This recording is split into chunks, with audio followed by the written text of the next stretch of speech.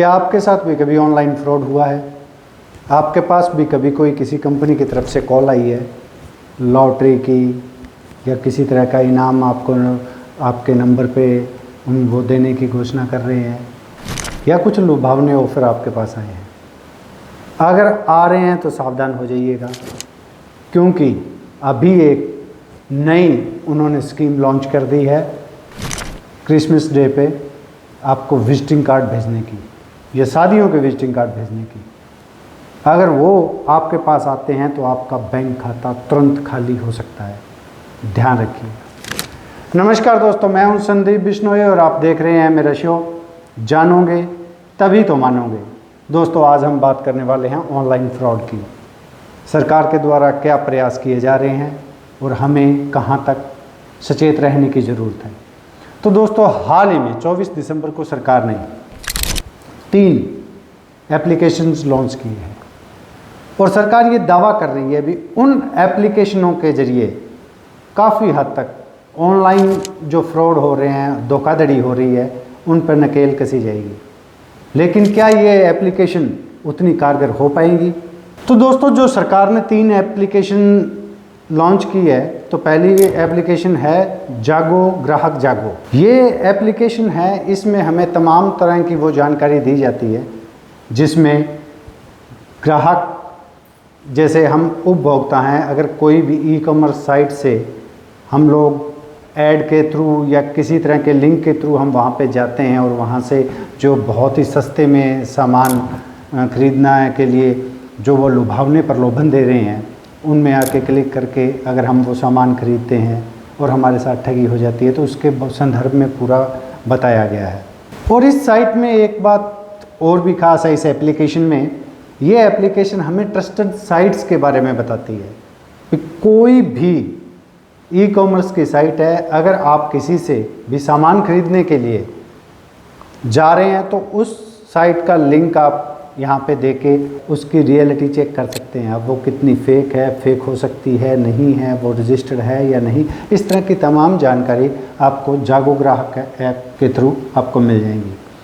उसके बाद जो दूसरी ऐप है उसका नाम है जागृति ऐप। जागृति ऐप है, ये भी सरकार ने अभी प्रोड्यूस की है। तो इस ऐप के ज़रिए आप, अगर आपके साथ किसी तरह की धोखाधड़ी हो जाती है, तो इस ऐप पे जाके आप अपने तमाम विवरण उसमें देने के बाद उसकी शिकायत आपको आपके द्वारा की जाएगी। तो वहाँ पे आपका उस पे तुरंत जो है आपकी शिकायत को सुना जाएगा और उसका समाधान किया जाएगा। तो इस साइट के ज़रिए काफ़ी हद तक जो धोखाधड़ी के शिकार हुए लोग हैं, वो काफ़ी पुलिस में पहले कंप्लेंट करने से या इनसे थोड़े बहुत पैसे हों उसके फंस जाने के कारण वो ज़्यादातर लोग नहीं जा पाते हैं और वो अपने बस उसी वहीं पे ही संतोष कर लेते हैं। तो इस ऐप के ज़रिए अगर वो बैठे हैं तो इस ऐप में जाने के बाद उनके जो शिकायत है उसको सुना जाएगा। और इसी के साथ ही तीसरी है जागृति डैशबोर्ड के नाम से ऐप है। तो उसके ऊपर आपकी जो शिकायत थी उस पर क्या कार्रवाई हुई है, या आपकी एप्लीकेशन कहाँ तक पहुँची है, कैसे उसका आपके जो आपके साथ ठगी हुई है उसका समाधान किया जाएगा, उसके ऊपर आपको प्रॉपर जानकारी मिलेगी। तो दोस्तों, ये 3 ऐप है जो सरकार ने अभी हाल ही में लॉन्च की है। लेकिन अब एक बात और आ जाती है, ऑनलाइन फ्रॉड। एक वेबसाइट और एक न्यूज़ के अनुसार हर दिन लाखों लोग जो है ऑनलाइन ठगी के शिकार हो रहे हैं। इसका कारण क्या है, मूल कारण क्या है? तो जब हम देखते हैं तो मूल कारण इसका ये बात नहीं है भी सिर्फ अनपढ़ लोग ही इसके शिकार हो रहे हैं। जी नहीं, अलबत्ता अनपढ़ लोग तो कम शिकार हो रहे हैं और जो पढ़े लिखे लोग हैं वो ज़्यादा शिकार हो रहे हैं, क्योंकि वो प्रलोभन में आ जाते हैं।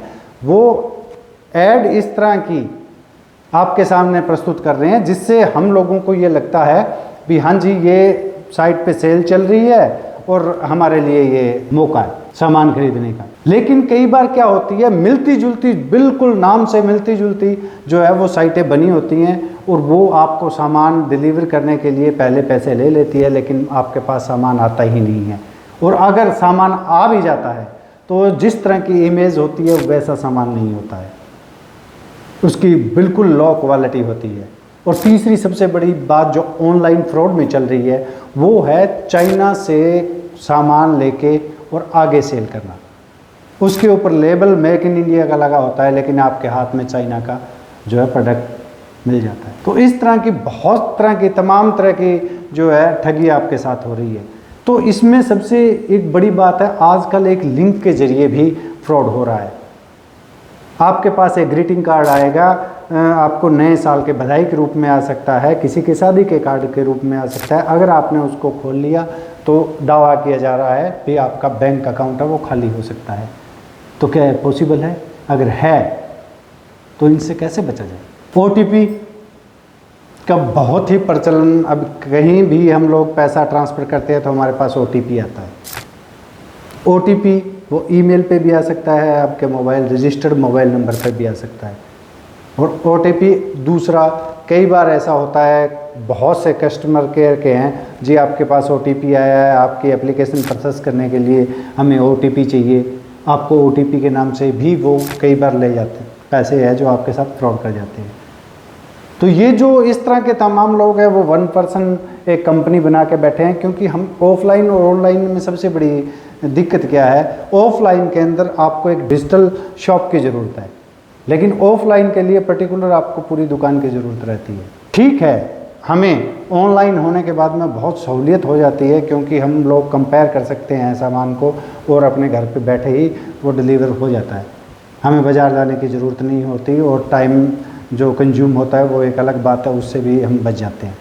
लेकिन जब ठगी हो रही होती है तब इन साइटों पे, अच्छी साइटों पर भी भरोसा उठ जाता है, क्योंकि सामान रिटर्न का रेशो बहुत ज़्यादा है, डुप्लीकेट सामान आ रहा है, सेलर कुछ भेज रहा है, जो साइट्स है ई-कॉमर्स की वो कुछ दावे कर रही हैं इसके ऊपर है। तो इनसे बचने के लिए सरकार कदम तो उठा रही है, लेकिन सबसे पहले हमें खुद को जागृत होना पड़ेगा, खुद को समझना पड़ेगा। आजकल सभी के हाथ में स्मार्टफोन है और सभी कुछ न कुछ ऐड, आप कोई भी चीज़ सर्च करते हो, आप या अगर एक बार फ़ोन में कोई भी चीज़ सर्च कर लेते हो तो वो कुकी के ज़रिए, आपके हिस्ट्री के ज़रिए, आपके फेसबुक पे, आपके इंस्टा पे, आपको जो भी किसी भी साइट पे अगर आप लॉगिन करते हो तो उसी की ही ऐड आएगी, क्योंकि वो आपका जो इंटरेस्ट है वो फीड कर लेता है। और उसी के ऊपर बाद में कहीं ना कहीं बिल्कुल जो फ्रॉड करने वाले होते हैं उनको भी वही टारगेट कर रहे हैं। भी अगर मैंने कोई स्मार्ट वॉच वहाँ पे सर्च किया है तो स्मार्ट वॉच की ऐड आएंगी, और उसी के सिमिलर स्मार्ट वॉच 300, 500, 700, 800, हज़ारों रुपए की घड़ी को 1000 में, 300 में, 500 में ऐसा देने की वो दावा करते हैं, और कहीं ना कहीं लालच में आके हम फंस जाते हैं, और ना तो वो हमारे पास सही प्रोडक्ट पहुंच पाता है, अलबत्ता हम अपना पैसा और टाइम दोनों ख़राब कर लेते हैं। दोस्तों, इसी के साथ साथ अब सबसे बड़ी मेरी एक बात और भी है, जैसे ऑनलाइन फ्रॉड हो जाता है किसी के साथ, तो उसके अंदर जिम्मेवार कौन है? मेरे हिसाब से जो मैं आपको जो फैक्ट बताने जा रहा हूँ, आप ध्यान से सुनिएगा। पेस्टिसाइड इंडस्ट्री की बात करते हैं हम, पेस्टिसाइड की जो शॉप्स होती हैं कीड़े मार दवाइयों की, तो वहाँ पे एक अलग ही नियम चलता है। जैसे पेस्टिसाइड का कोई अगर नकली पेस्टिसाइड अगर दुकानदार बेच देता है, कंपनी से आ रही है और वो उसका सैंपल फेल हो जाता है, या किसी तरह वो कंपनी उसको नकली भेज देती है, और वो दुकानदार जो किसान को नकली दवाई बेच देता है, और किसान को पता चल जाता है मेरे पास नकली दवाई आई है, किसान उसकी ADO से जांच करा के और FIR करवा देता है। तो दोस्तों, वो FIR सबसे पहले जो शॉप का ओनर होता है, दुकान का मालिक होता है, जो पेस्टिसाइड जिसने बेची है उसके ऊपर होती है, पहली पार्टी होती है वो, उसके बाद दूसरी पार्टी वो कंपनी होती है। तो इसके अंदर कई बार जब वो ये दावा कर रहा होता है भी मैंने इस पर्टिकुलर कंपनी से दवाई खरीदी है जो कि ये सरकार के द्वारा रजिस्टर्ड है और मैंने आगे बेची है, तो इसमें मेरा क्या कसूर है? लेकिन फर्स्ट पार्टी जो सरकार उसके नियम के अनुसार उस पेस्टिसाइड के जो शॉप ओनर है उसके खिलाफ होती है। तो पेस्टिसाइड का जो ओनर है वो कंपनी के बारे में पूरे फैक्ट बताता है और खुद निकलने की, वो खुद को निर्दोष साबित करने की कोशिश करता है। तो ये एक बहुत अच्छा कानून है। इसी तरह के कानून जो है वो इन ई-कॉमर्स साइटों के जरिए ऑनलाइन फ्रॉड होने वालों में भी करने चाहिए। मेरा कहने का इशारा है बैंकों की तरफ, क्योंकि डिजिटल जब पेमेंट होती है तो वो किसी न किसी खाते में ट्रांसफ़र होती है, और जब वो खाते की जांच की जाती है तो बाद में पता चलता है ये खाता तो किसी फ्रॉड व्यक्ति के नाम पे था या किसी गांव के देहात के मजदूर के नाम पे था और उसे पता ही नहीं है भी मेरा कोई खाता बैंक में चल रहा है। तो दोस्तों सबसे पहले जो FIR है वो बैंक के खिलाफ होनी चाहिए, क्योंकि मैं आप सभी हम लोग अगर बैंक में बैंक अकाउंट खुलवाने जाते हैं हमारे से तमाम तरह के दस्तावेज लिए जाते हैं, उसके बाद में बैंक अकाउंट ओपन होता है।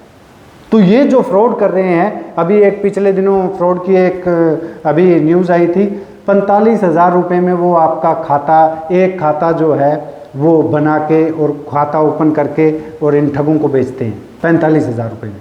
तो इस तरह क्या होता है, फिर उसी बैंक खाते के वो ATM ले उसमें होते हैं, उसका सिम कार्ड होता है वो उसको प्रोवाइड किया जाता है, जो उस खाते में सिम कार्ड जो रजिस्टर रहता है, नंबर रहता है, और उसके ATM वगैरह तमाम जो भी उसके जो दस्तावेज है उसको हैंड ओवर कर दिए जाते हैं, ताकि कि वो उसमें से आसानी से पैसे निकाल पाए।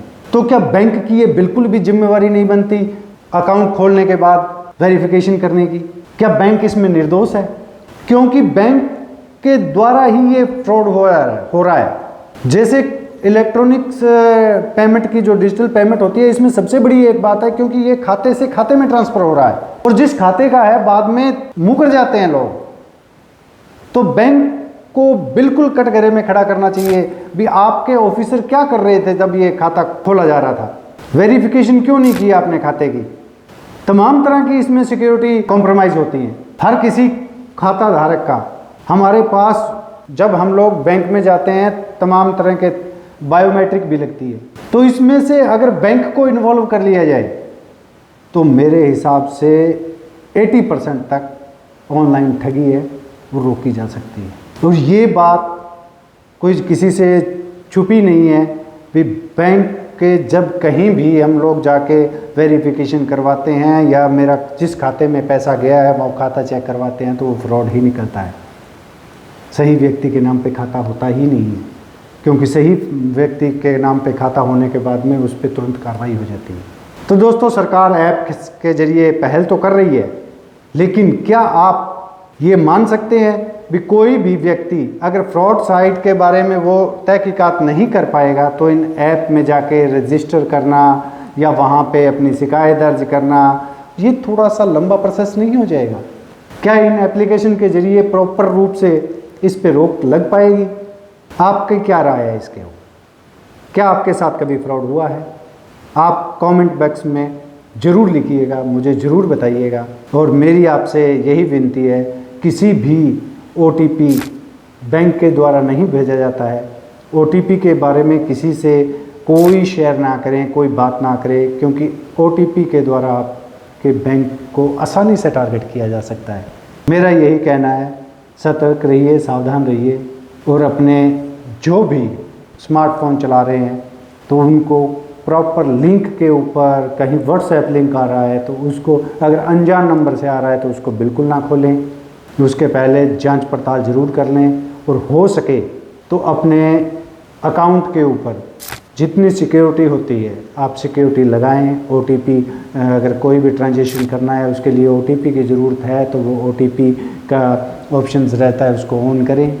और ज़्यादा से ज़्यादा आप उसके बारे में देखिए, वीडियोस देखिए, सुनिए, उसके बाद आप कहीं भी पेमेंट या किसी साइट के बारे में वहाँ से ख़रीदने के लिए, जो भी आप सामान ख़रीदने के लिए जा रहे हो तो बिल्कुल सतर्क होकर जाइएगा। और इसी के साथ ही आज मैं अपनी वीडियो यहीं समाप्त करता हूँ। बहुत बहुत धन्यवाद। राम राम, नमस्कार।